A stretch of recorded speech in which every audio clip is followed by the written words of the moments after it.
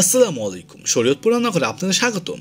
মাটির চুলায় মুরগি রান্নার রেসিপি নিয়ে হাজির হয়েছি, যেখানে সব মশলা একসাথে মাখিয়ে ঝটপট মুরগি রান্না করা হবে। চলুন দেখা যাক কিভাবে রান্না করা হয়। প্রথমে মুরগির মাংসগুলোকে লবণ, লেবু এবং গরম পানি দিয়ে ভালোভাবে ধুয়ে পানি ঝরিয়ে নেওয়া হয়েছে। মুরগির মাংসকে মাখানোর জন্য শুরুতেই দিয়ে দিব মরিচ গুঁড়া। এখানে আমরা 2 টেবিল চামচ পরিমাণ মরিচ গুঁড়া দিয়েছি। ঝালের পরিমাণ অনুযায়ী মরিচ গুঁড়া দিব। এরপর দিয়ে দিব হলুদ গুঁড়া। এখানে আমরা 1.5 টেবিল চামচ পরিমাণ হলুদ গুঁড়া দিয়েছি।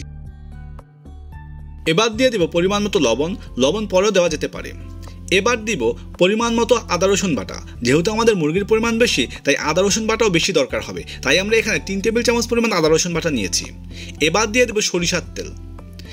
এখন সবগুলো মশলার সাথে মুরগির মাংসগুলোকে আস্তে আস্তে মাখিয়ে নিব।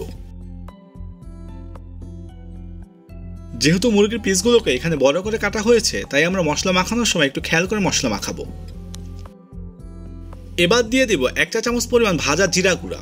এরপরে আবার মশলাগুলোকে আস্তে আস্তে মাখিয়ে নিব।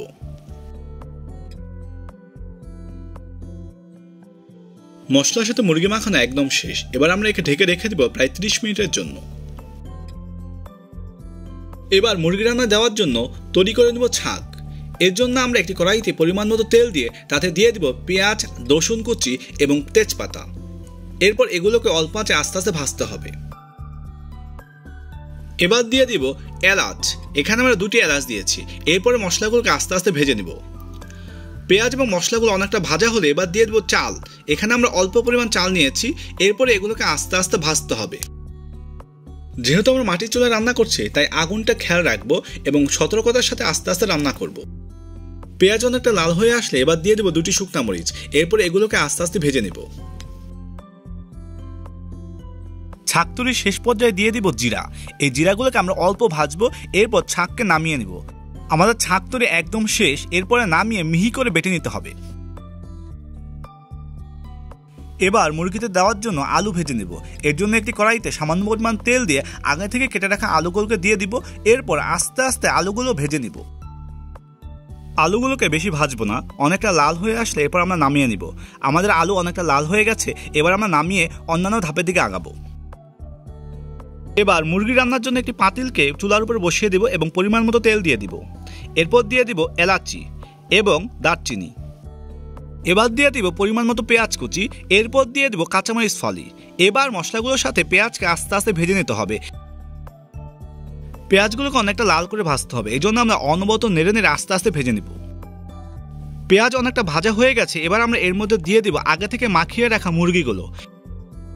ফার্মের মুরগিকে এভাবে আগেই মাখিয়ে রাখলে এর মধ্যে মশলাগুলো ঢুকতে পারে। এরপর রান্না অনেক সুস্বাদু হয় এবং সহজেই রান্না হয়। এবার আমরা মুরগিগুলোকে পেঁয়াজ ও অন্যান্য মশলার সাথে আস্তে আস্তে কষিয়ে নিব। আর খেয়াল রাখবো চুলার আঁচ যেন মিডিয়াম থাকে আর সাবধানে রান্না করতে হবে। চুলার আঁচকে মিডিয়ামে রেখে মুরগিগুলোকে আস্তে আস্তে কষিয়ে নিব। মাটির চুলায় রান্না অনেক সুস্বাদু হয়, কিন্তু ঢাকা শহরে মাটির চুলায় রান্না করা অনেকটা কষ্টসাধ্য ব্যাপার। তাই আমরা সাবধানতার সাথে আস্তে আস্তে রান্না করব। এখানে মুরগিগুলো কষানোর সময় শুরু থেকে আমরা কোনো পানি ব্যবহার করিনি। তেলের উপরে আস্তে আস্তে কষিয়ে নিয়েছি। এখন মুরগিগুলো অনেকটা ভাজা ভাজা হয়ে এসেছে। এবার আমরা কিছু পরিমাণ পানি দিয়ে পানির উপরে আস্তে আস্তে মুরগিগুলো কষিয়ে নিব। এবার মুরগিগুলোকে ভালোভাবে নেড়ে চেড়ে কষিয়ে নিতে হবে। ঢাকা শহরে যখন গ্যাস থাকে না, তখন আমরা সহজে মাটির চুলার মধ্যে রান্না করতে পারি, কিন্তু আমাদের খেয়াল রাখতে হবে যেন কোনো দুর্ঘটনা না ঘটে। এবার পাতিলকে ঢেকে দিব এবং কিছুক্ষণের জন্য ঢেকে রান্না করতে হবে। প্রায় 5 মিনিট পর দেখা যাচ্ছে মুরগির রং কতটা সুন্দর এসেছে। মাখিয়ে রান্না করলে এভাবে আমরা সুন্দর কালার পাবো এবং সুন্দর স্বাদও পাবো। মাটির চুলায় এভাবে মাখিয়ে রান্না করলে মুরগির স্বাদ আরও দ্বিগুণ বৃদ্ধি পায় এবং খেতে অনেক সুস্বাদু হয়। এবার মুরগির মধ্যে দিয়ে দিব আগেই ভেজে রাখা আলুগুলো। এরপর মুরগির সাথে আলুগুলোকে আস্তে আস্তে কষিয়ে নিতে হবে।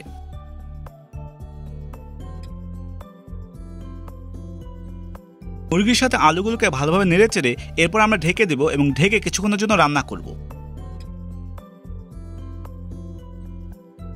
প্রায় 5 থেকে 7 মিনিট পর দেখা যাচ্ছে যে মুরগি ও আলু অনেকটা কষানো হয়ে গেছে।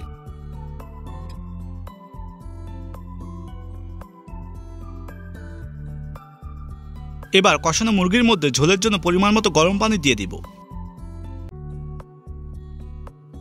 এবার ভালোভাবে নেড়ে চেড়ে দিব এবং মিডিয়াম আঁচে আস্তে আস্তে রান্না করব।